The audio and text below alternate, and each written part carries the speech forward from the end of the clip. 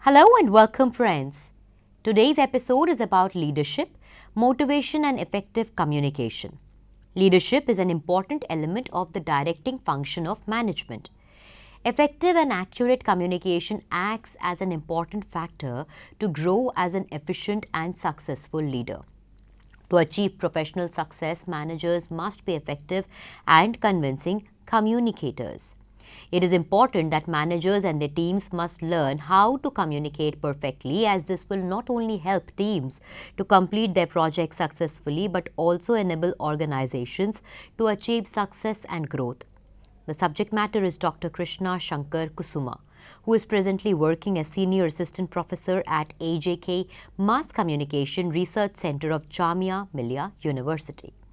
The co-author is Dr. A.S. Khanna, Assistant Professor of English, Silver Jubilee Government College, Kurnool, Andhra Pradesh.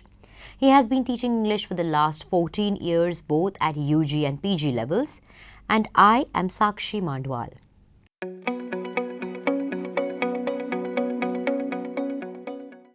Leadership. Leadership is the ability to build up confidence and zeal amongst people and to create an urge in them to be led. A leader could be anyone, as the person who has charge-taking attitude is a leader. To be a successful leader, a manager must possess the qualities of foresight, drive, initiative, self-confidence, and personal integrity. Definition. According to Peter Drucker, leadership is not making friends and influencing people, that is salesmanship. It is the lifting of a man's vision to higher heights, the raising of man's personality beyond its normal limitations.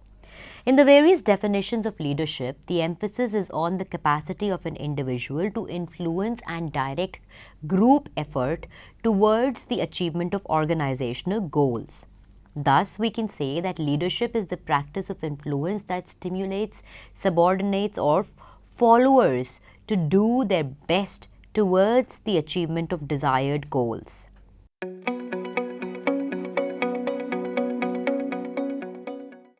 Understanding leadership. An analysis of the definitions cited above reveals the following important characteristics of leadership. Leadership is a personal quality. It exists only with followers. If there are no followers, there is no leadership. It is the willingness of people to follow that makes person a leader. Leadership is a process of influence. A leader must be able to influence the behavior, attitude, and beliefs of his subordinates. It exists only for the realization of common goals. It involves readiness to accept complete responsibility in all situations. Leadership is the function of stimulating the followers to strive willingly to attain organizational objectives. Leadership styles do change under different circumstances. Leadership is neither bossism nor synonymous with management.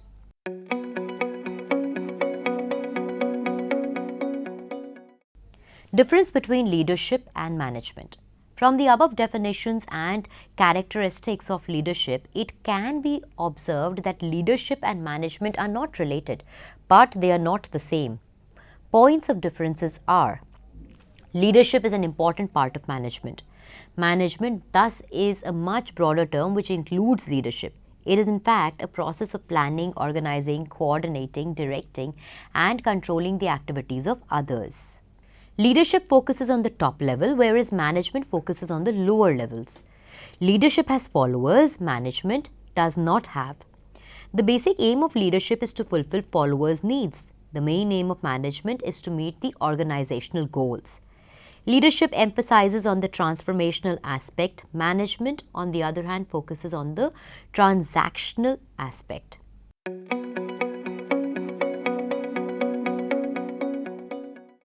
Types of leaders or leadership styles. The term leadership style refers to the consistent behavior pattern of a leader as perceived by people around him. Every leader develops a pattern in the way he handles his subordinates or followers in various situations. The leadership style is the result of the philosophy, personality, and experience of the leader. It also depends upon the types of followers and the conditions prevailing in an organization.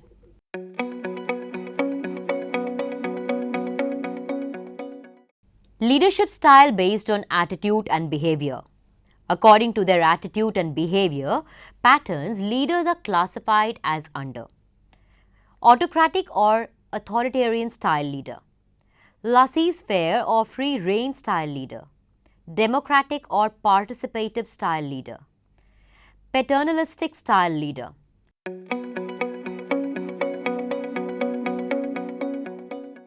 Autocratic or authoritarian style leader. An autocratic, also known as authoritarian of leadership.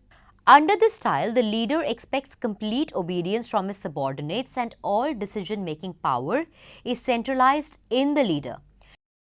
No suggestions or initiative from subordinates is entertained. The leader forces the subordinates to obey him without questioning.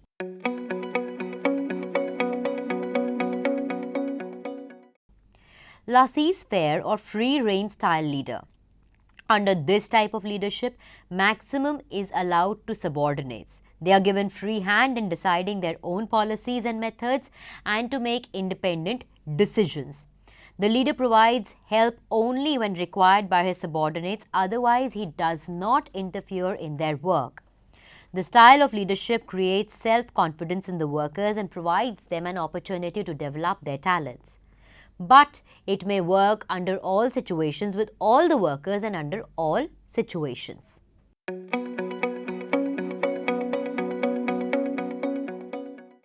Democratic or participative style leader. The democratic or participative style of leadership implies compromise between the two extremes of autocratic and laissez-faire style of leadership. Under this style, the supervisor acts according to the mutual consent and the decisions after consulting the subordinates. Subordinates are encouraged to make suggestions and initiative.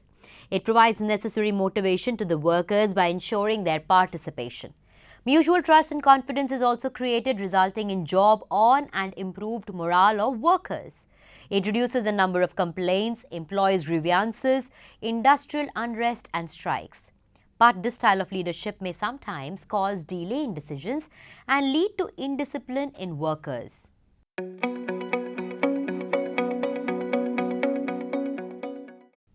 Paternalistic style leader. This style of leadership is based upon sentiments of people. A paternalistic leader is like a father to his subordinates. He helps, guides and protects all of his subordinates, but under him no one grows. The subordinates become dependent upon the leader.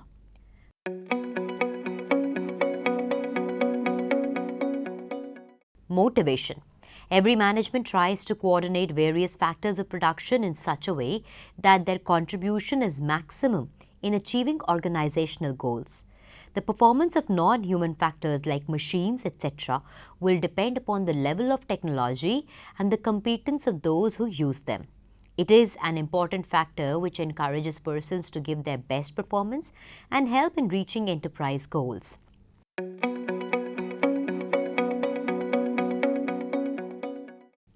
Definitions.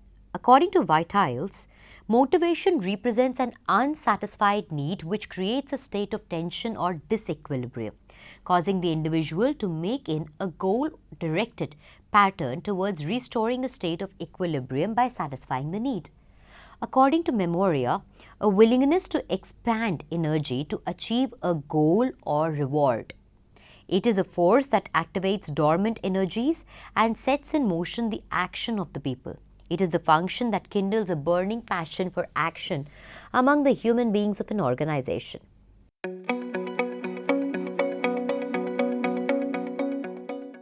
Nature of motivation. Motivation is a psychological phenomenon which generates within an individual. A person feels the lack of certain needs to satisfy which he feels working more. The need-satisfying ego motivates a person to do better than what he normally does. From definitions given earlier, the following inferences can be derived. 1. Motivation is an inner feeling which energizes a person to work more. Second, the emotions or desires of a person prompt him for doing a particular work. Third, there are unsatisfied needs of a person which disturb his equilibrium. Fourth, a person moves to fulfill his unsatisfied needs by conditioning his energies. Fifth, there are dormant energies in a person which are activated by channelizing them into actions.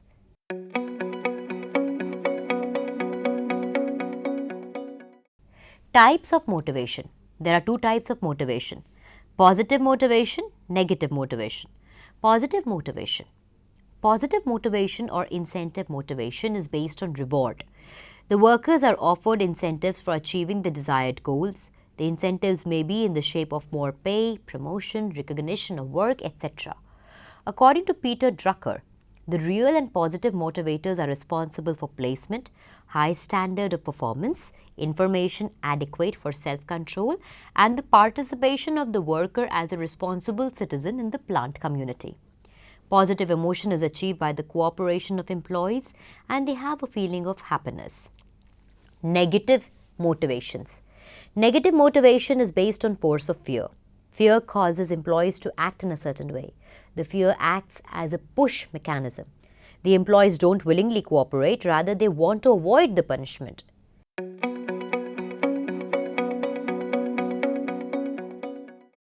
Importance of motivation. Management tries to utilize all the sources of production in a best possible manner. This can be achieved only when employees cooperate in this task. Efforts should be made to motivate employees for contributing their maximum. The efforts of management will not bear fruit if the employees are not encouraged to work more. The motivated employees become an asset to the organization. The following is the importance of motivation. High performance. Motivated employees will put maximum efforts for achieving organizational goals. The untapped reservoirs, physical and mental abilities are tapped to the maximum. Better performance will also result in higher productivity. The cost of production can also be brought down if productivity is raised. The employees should be offered more incentives for increasing their performance. Motivation will act as a stimulant for improving the performance of employees. Second, low employee turnover and absenteeism. When the employees are not satisfied with their job, then they will leave it whenever they get an alternative offer. The dissatisfaction among employees also increases absenteeism. The employment training of new employees costs dearly to the organization. When the employees are satisfied with their jobs and they are well motivated by offering them financial and non-financial incentives, then they will not leave the job. The rate of absenteeism will also be low because they will try to increase their output. Third, better organizational image. Those enterprises which offer better monetary and non-monetary facilities to the employees have a better image among them. Such concerns are successful in attracting better qualified and experienced persons. Since there is a better manpower to development program, the employees will like to join such organizations. Motivational efforts will simplify personal function also. Fourth, better industrial relations. A good motivational system will create job satisfaction among employees. The employment will offer those better service conditions and various other incentives. There will be an atmosphere of confidence among employees and employers. There will be no reason for conflict, and cordial relations among both sides will create a healthy atmosphere. So, motivation among employees will lead to better industrial relations. Fifth, acceptability to change. The changing social and industrial situations will require changes and improvements in the working of enterprises. There will be a need to introduce new and better methods of work from time to time. Generally, employees resist changes for fear of an adverse effect on their employment. When the employees are given various opportunities of development, then they can easily adapt to new situations. They will think of positive side of new changes and will cooperate with the management. If the employees are satisfied with their work and are not offered better avenues, then they will oppose everything suggested by the management. Motivation will ensure the acceptability of new changes by the employees.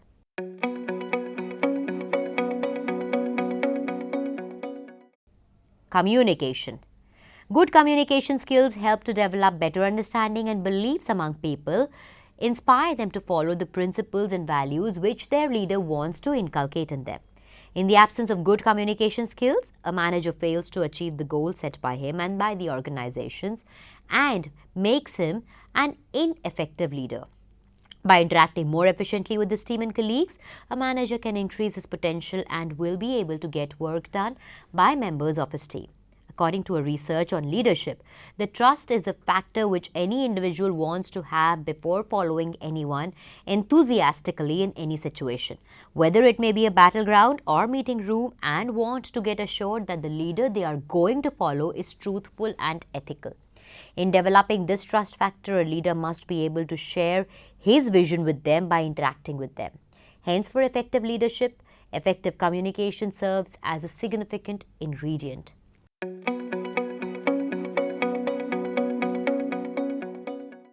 Effective communication. Communication continues a very important function of management.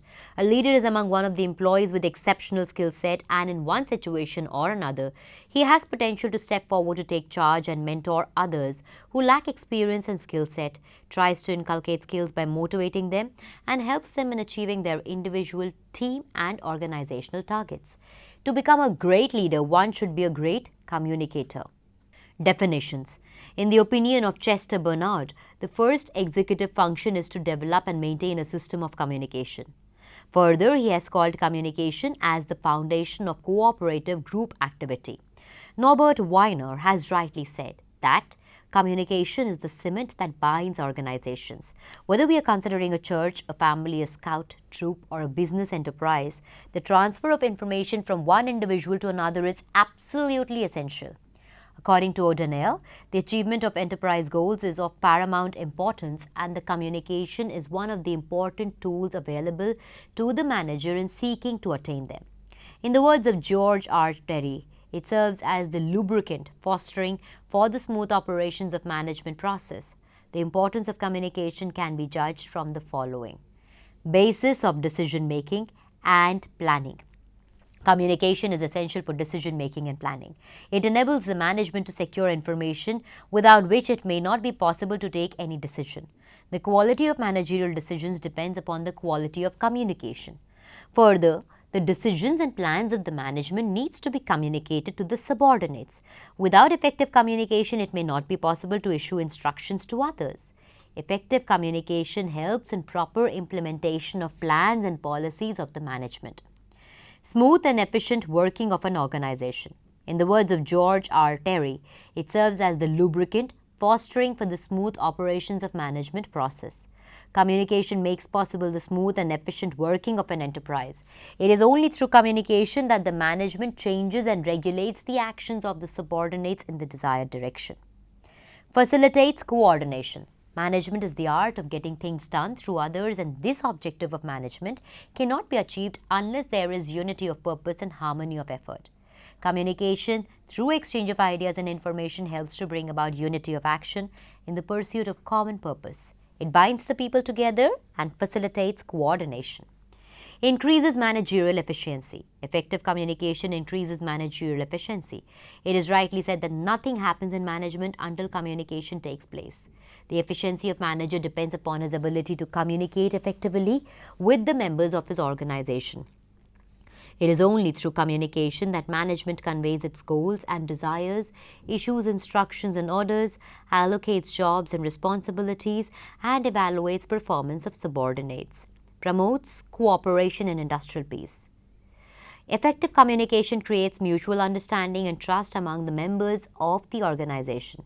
It promotes cooperation between the employer and employees. Without communication, there cannot be sound industrial relations and industrial peace. It is only through communication that workers can put in their grievances, problems, and suggestions to the management. Helps in establishing effective leadership. Communication is the basis of effective leadership. There cannot be any leadership action without the effective communication between the leader and the led. Communication is absolutely necessary for maintaining man-to-man relationship in leadership. It brings the manager, leader, and the subordinates, led, in close contact with each other and helps in establishing effective leadership. Motivation and morale.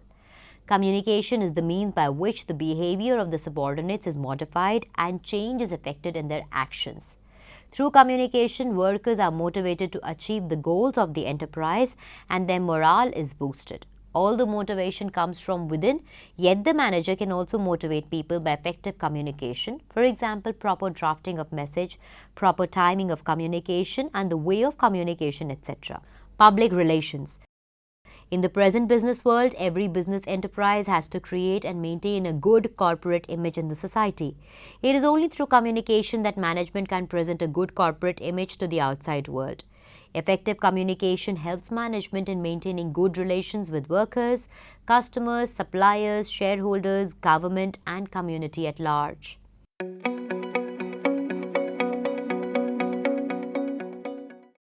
Making communication effective or overcoming barriers to communication.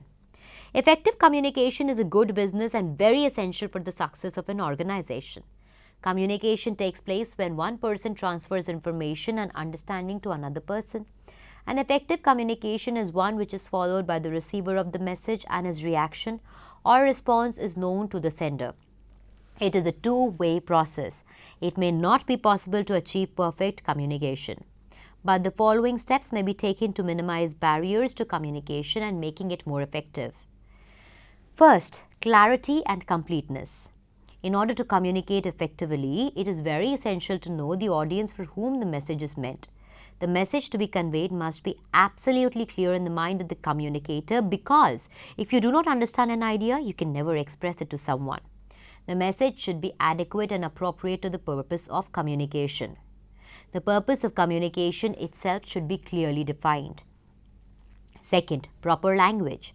To avoid semantic barriers, the message should be expressed in simple, brief and clear language.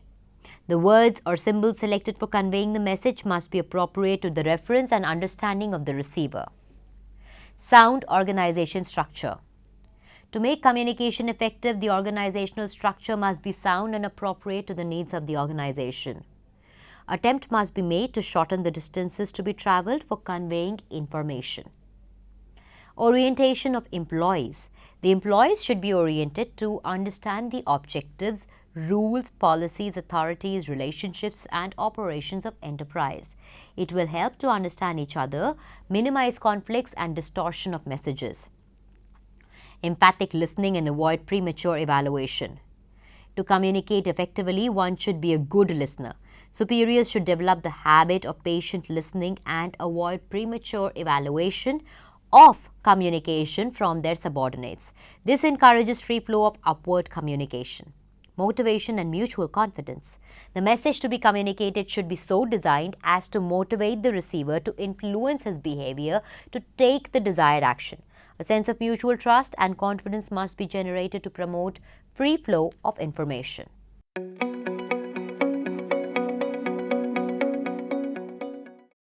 Conclusion. Here are mentioned some communication principles to become an excellent leader. A leader must be confident enough while communicating with others. People must believe the communications made by their leaders. Lack of confidence while communicating can make team members uncomfortable and unenthusiastic about their work. Confidence helps a team to work together to achieve desired goals.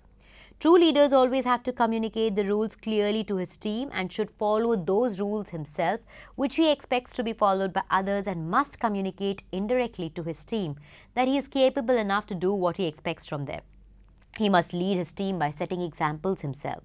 A great leader must be energetic and self-motivated while communicating. A good leader must always be easy to approach without any barriers if the team members are left with doubt about the information shared during the communication process.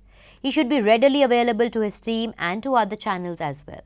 Inaccessibility makes a leader unsuccessful and incompetent. A leader to become effective must have a clear thought process. There must be clarity in opting communication, techniques, channels and approaches by keeping in mind the intellectual level and understanding of the listeners. He must very well be competent enough to manage multifaceted things and will be able to convert them into simpler form to make his team understand and to perform extremely well. Communication by leader must be clear, brief, and also he should value thoughts, ideas, and feelings of others. An excellent leadership requires to admire all cultures, knowledge, education, moral values, different demographics, and communication inclinations. It is must for a leader to establish a transparent system of communication. There should be no space for any grapevine to develop. Unless very confidential, there will be no secret between the leader and the team. A leader should be focused and stable while communicating with his team, because during difficult situations, the team depends on the leader for effective communication, for getting stability and solutions. Strong leaders should be comprehensive in communication and must try to overcome differences positively and practically. A leader must also emphasize on effective listening rather than completely focusing on effective speaking, because to hear patiently is as significant as to say effectively. A great leader must always concentrate on communicating with teams rather than simply sharing information with them, because communication can inspire opinions, approaches, and activities, whereas information means just to inform. For a leader, communicating without fear is most important. He should communicate without keeping in mind the fear of doing blunders or errors. In case a leader ends up with some errors, he should admit them openly to gain the trust and respect of his team members. A leader has to be sure while sending messages to his team, because a wrong message may end up in conflict and difference in opinion. The message should be clear, precise, and properly written. A leader must communicate with an open mind and always welcome suggestions and ideas for improvement in his style and for enhanced learning. A leader must swap his ego with understanding, as ego hinders learning and decreases the appreciative tendencies, which may lead to many problems amongst the team members. A leader must be aware of what he is speaking to his teammates. The communicator must select a message without any ambiguity. A leader must have full knowledge of the subject he is about to discuss to avoid confusions. For a good leader, it is must to repeat the message several times until and unless the last member of the group will understand the meaning of it. This repeating of message or information during communication helps to increase the productivity, as each one then is able to understand the idea or concept. A leader must be aware with the use of all communication technologies and channels like face-to-face meetings, video conferences, telephones, conferences, emails, etc. to keep in touch with all his teammates and to motivate them from time to time. An effective leader must always encourage feedback system to improve workplace environment. Feedback will help to overcome shortcomings and to rectify errors, if any. That is all that we had for you for today in this episode. We hope you enjoyed this session. We'll see you again next time. Till then, thank you and namaskar.